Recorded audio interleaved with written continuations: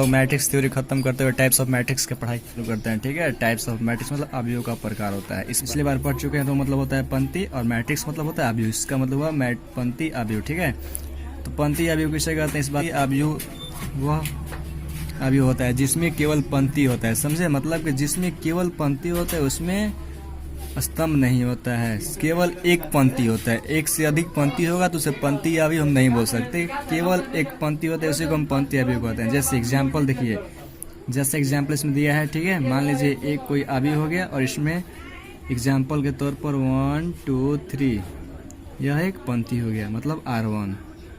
देखिए इसमें C1 C2 है, C3 है इसमें C1 C2 C3 भी है, बट इसको हम नहीं बोले क्योंकि ये सिर्फ अकेले है, इसमें सिर्फ रो है। ठीक है, तो इसलिए पंक्ति अवयव बोलते हैं। और कॉलम मैट्रिक्स मतलब होता है स्तंभ अवयव। देखिए यहाँ पर कॉलम मैट्रिक्स पढ़ लेते हैं।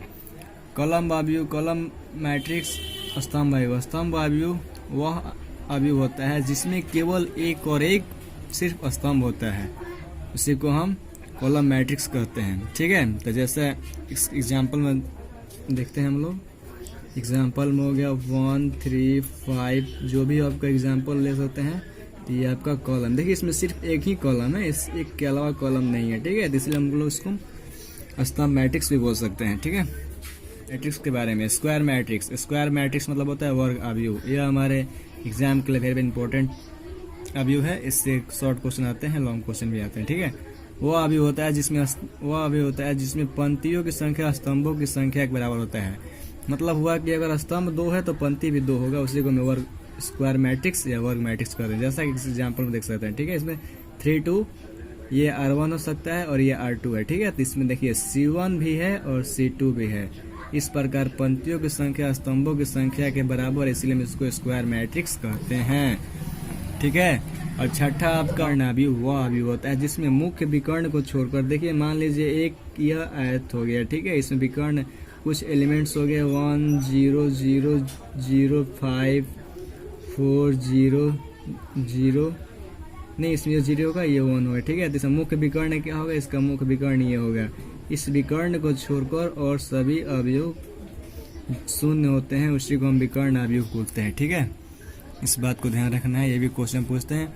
और जीरो या नल मैट्रिक्स भी बोलते हैं। ठीक है, इस चीज को हम शून्य अवयव बोलते हैं। शून्य अवयव वह अवयव होता है जिसमें सभी अवयव उसके शून्य होते हैं, उसको शून्य मैट्रिक्स कहते हैं। देखिए इसका सभी एलिमेंट्स मतलब सभी अवयव इसका शून्य है। ठीक है, इसको हम शून्य मैट्रिक्स भी बोलते हैं। चलिए और आगे देखते हैं, इस बात को आप ध्यान रखना। देखिए स्कॉलर मैट्रिक्स मतलब अदिश अवयव। अदिश अवयव वह अवयव होता है जिसमें सिर्फ विकर्ण, जिसके विकर्ण एलिमेंट्स बराबर होते हैं और उसके अलावा और जो भी अवयव होते हैं वो सब शून्य होते हैं, उसी को विकर्ण अवयव कहते हैं। ठीक है, वह विकर्ण अवयव जिसमें विकर्ण के सभी अवयव इक्वल मतलब समान होते हैं। जैसा कि देखिए एग्जाम्पल में आपको 4 4 4 एक विकर्ण एक समान है। ठीक है, और इसको छोड़कर जो भी इसमें अवयव होगा वो सब शून्य होगा। देखिए ये 0 0 0 0, इसीलिए हम इसको स्कॉलर मैट्रिक्स भी बोलते हैं। ठीक है, स्कॉलर मैट्रिक्स को सदिश भी बोलते हैं। चलिए ठीक है, अब देखते हैं हम लोग इकाई यूनिट मैट्रिक्स किसे कहते हैं। देखिए यह यूनिट मैट्रिक्स है ना, इस यूनिट मैट्रिक्स हर साल 1-2 शॉर्ट क्वेश्चन पूछ लिए जाते हैं, क्योंकि यूनिट मैट्रिक्स हमारे लिए बहुत इंपॉर्टेंट होते हैं। और यूनिट मैट्रिक्स उसे ही बोलते हैं जिसमें मैट्रिक्स के मुख्य विकर्ण सिर्फ 1 होते हैं और उसको छोड़कर अन्य सभी अवयव शून्य होते हैं, उसी को मैट्रिक्स बोलते हैं, यूनिट मैट्रिक्स बोलते हैं। देखिए इसका बीच वाला है ना, बीच वाला अवयव विकर्ण यह सिर्फ 1 होता है और इसको छोड़कर अन्य सभी अवयव शून्य होते हैं। चलिए परिभाषा पढ़ लेते हैं। इसको हम तमक अवयव ही बोलते हैं। ठीक है, देखिए वह वर्ग अवयव, और एक बात ध्यान रखना है कि यूनिट मैट्रिक्स हमेशा एक वर्ग अवयव ही होता है। ठीक है, इसको ध्यान रखना है, यूनिट मैट्रिक्स हमेशा वर्ग अवयव होता है। वह वर्ग अवयव जिसमें मुख्य विकर्ण इकाई हो, देखिए इसका मुख्य विकर्ण इकाई है। ठीक है, तथा अन्य सभी अवयव देखिए यहाँ पर ये सब अवयव हो गए इसका शून्य हो। देखिए शून्य है ना, यहाँ पर शून्य है, उसे हम तत्समक या इकाई अवयव कहते हैं। ठीक है, और इसे IN द्वारा सूचित किया जाता है, ठीक है। और यह एक वर्गाकार होता है, मतलब यह हमेशा वर्ग होता है, इस बात को ध्यान रखना है। इसी को हम इकाई मैट्रिक्स बोलते हैं, ठीक है। अब 10 इक्वल मैट्रिक्स मतलब होता है समान अवयव, ठीक है। दो अवयव समान तभी होंगे जब उनके कोटि समान हो और उनके संगत अवयव समान हो, ठीक है। दो अवयव को हम समान तभी बोल सकते हैं जब उनकी कोटियां समान हो। देखिए, कोटि का फॉर्मूला जानते हैं हम लोग, क्या होता है, रो इंटू कॉलम होता है, ठीक है। तो इसमें रो कितना हो गया, रो इसमें R1 ये हो गया R2 हो गया, ठीक है। इसमें C1 हो गया और C2 हो गया, C3 हो गया।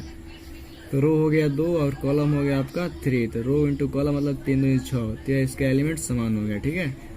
और इसमें भी समान हो सकते हैं, देखिए इसमें अभी रो बराबर कॉलम बराबर, इस प्रकार हम बोल सकते हैं यह दोनों एक दूसरे के समय इक्वल है।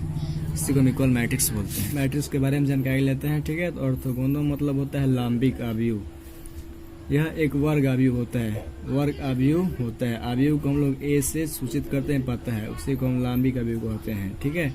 यदि A डैश इंटू A बराबर I मतलब होता है इक्वल, I मतलब होता है शून्य, I मतलब होता है एकांक अवयव, इस बात ध्यान रखना है। एकांक अवयव को हम लोग I से सूचित करते हैं, ठीक है। तो हम